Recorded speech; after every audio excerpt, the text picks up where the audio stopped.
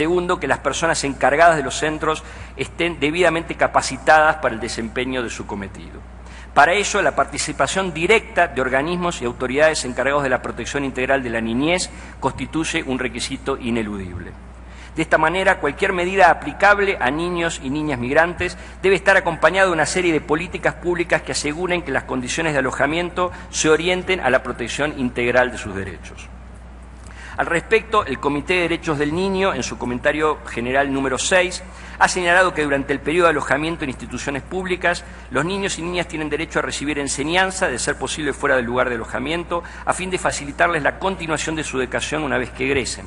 También tendrán derecho a recibir tratamiento médico adecuado y ayuda psicológica, a recibir productos de primera necesidad, a ejercer su derecho al esparcimiento y al juego. Asimismo, el Comité expresa que los centros de alojamiento no deberán localizarse en zonas aisladas donde no pueda accederse a recursos comunitarios adecuados. Los niños y niñas deben tener oportunidad de establecer contactos periódicos con amigos y parientes y con su tutor y recibir la visita de estos, así como la asistencia espiritual, religiosa, social y jurídica. Finalmente, cabe señalar que los principios que conducen a evitar la restricción de la libertad de niños deberían ser determinantes al momento de definir la situación de sus padres, más allá de su condición migratoria. En lugar de privar de libertad a los niños para que acompañen a sus padres, debería explorarse formas adecuadas para garantizar la protección de los derechos de los niños. En su visita, al finalizar su visita a Estados Unidos, el relator especial de Naciones Unidas para la Protección de los Derechos de los Migrantes en el año 2008 estableció que los Estados deberían adoptar medidas alternativas a la detención de los padres que procuren que todo el grupo familiar siga en libertad durante todo el procedimiento migratorio. Recientemente, la Comisión Interamericana de Derechos Humanos planteó una posición similar en su informe luego de la visita, su informe sobre situación de derechos humanos también en los Estados Unidos. La sexta pregunta se refiere a las garantías de debido proceso ante medidas que impliquen la privación de la libertad de niños y niñas en el marco de procedimientos migratorios. Señores jueces, en las preguntas precedentes, los estados promotores de esta opinión consultiva han fijado su posición acerca de la necesidad de afirmar el principio de prohibición de detención de niños y niñas por razones migratorias. Igualmente, esta Corte se refirió al elenco de garantías de debido proceso que resultan aplicables a decisiones de las autoridades migratorias que importan restricciones o privación de la libertad personal de migrantes. Entendemos que la aplicación de este sistema de garantías procesales relacionadas con restricciones a la libertad personal deberían reunir elementos específicos y diferenciados cuando está en juego la libertad personal de niños y niñas. En ese sentido, el Estado debe reconocer y respetar las siguientes garantías fundamentales. El derecho de todo niño o niña a impugnar la legalidad de la privación de su libertad ante un tribunal u otra autoridad competente, independiente e imparcial. El derecho a una pronta decisión sobre dicha acción. El derecho a contar con un recurso efectivo para evitar una detención arbitraria. El derecho a ser informado de los motivos y razones de las medidas en un lenguaje accesible. El derecho a ser oído. El derecho a que se informe a una tercera persona sobre la aplicación de cualquier medida. El derecho a recibir asistencia legal gratuita y a ser asistido por un intérprete si fuera necesario. El derecho a establecer contacto con un familiar o adulto referente y el derecho a la asistencia consular reconocida a toda persona extranjera detenida fuera de su país de origen. En séptimo lugar, los estados promotores de esta solicitud consultan por el principio de no devolución en relación con niñas y niños migrantes. Los estados firmantes están convencidos de que ningún niño, niña o adolescente podría ser expulsado a un territorio en el que su vida, su supervivencia, su desarrollo integral o su libertad corrieran riesgo. En ese sentido, al momento de examinar si correspondería adoptar una medida de repatriación, los estados están obligados a tener en cuenta estas circunstancias a fin de identificar la solución que respete los derechos de niños, niñas y adolescentes. Así, las normas del derecho internacional que receptan el principio de no devolución ordenan al Estado realizar una identificación de las necesidades de protección integral de los derechos de niños y niñas.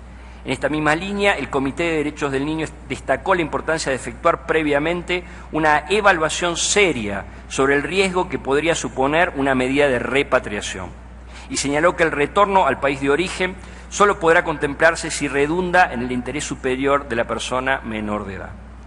Los Estados solicitantes creen de esta manera que las garantías de debido proceso constituyen una salvaguarda esencial para el respeto del principio de no devolución, una norma imperativa del derecho internacional. Por último, quisieran remarcar que los niños y niñas que no hayan obtenido la condición de refugiados ni puedan exigir formas complementarias de protección internacional deberían ser tratados de un modo compatible con las demás obligaciones que impone el principio de protección integral de derechos. La octava pregunta realizada por los Estados solicitantes procura establecer cuáles deberían ser los procedimientos para la identificación y el tratamiento de niños y niñas eventuales solicitantes de asilo o refugio. Los niños y niñas con necesidades de protección internacional que han solicitado asilo o el reconocimiento de la condición de refugiado o podrían necesitar hacerlo, caen bajo el artículo 22.7 de la Convención Americana relativo al derecho de buscar y recibir asilo.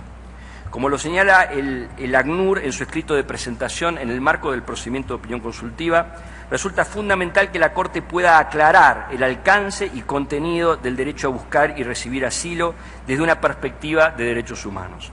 En particular, se consulta sobre la aplicabilidad de la Convención de 1951 y su protocolo de 1967, tal como se contempla en el artículo 22.7 de la Convención Americana y el artículo 27 de la Declaración Americana de Derechos y Deberes del Hombre.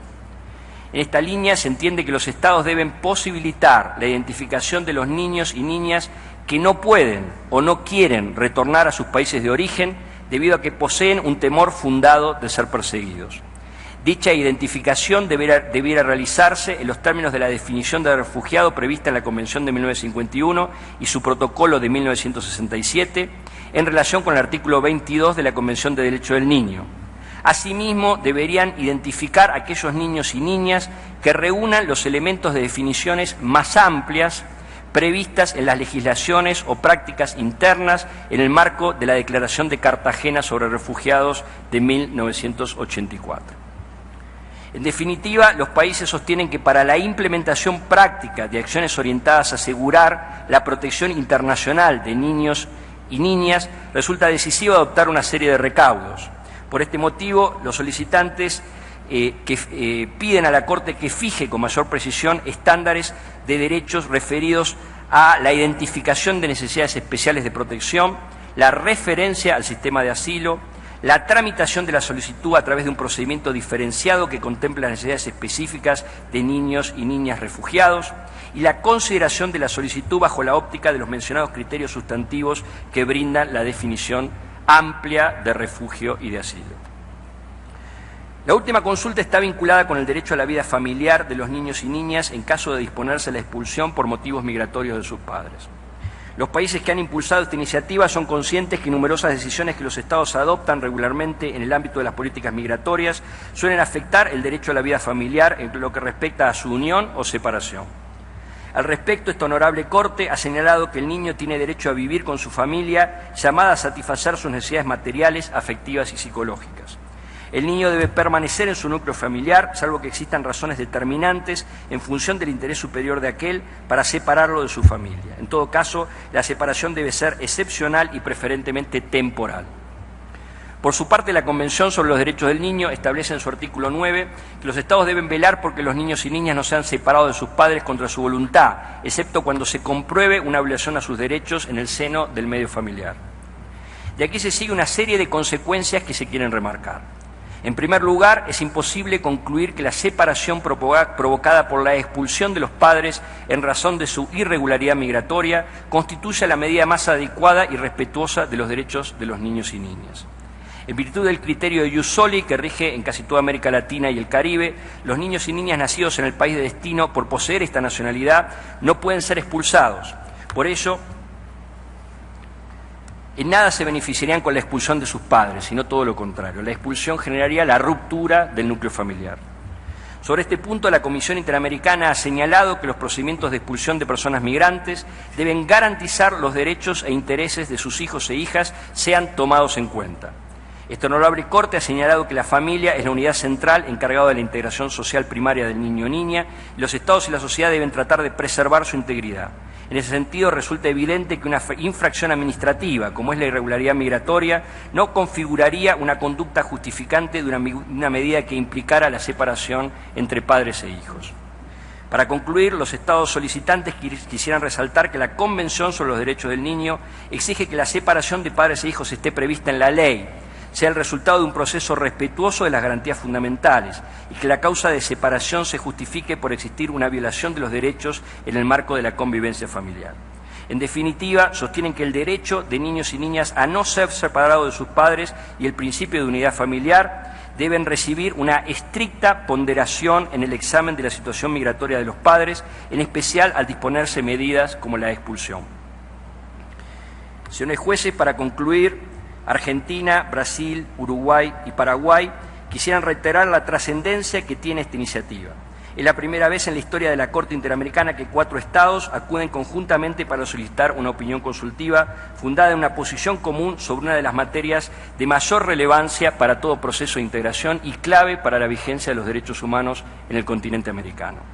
Están convencidos de que el rol que cumple esta honorable Corte en el proceso de identificación y elaboración de estándares y principios de derechos humanos resulta fundamental para todos los países del continente y será en este caso esencial en términos de ampliar la promoción y protección de los derechos de niños, niñas y adolescentes migrantes. Muchas gracias.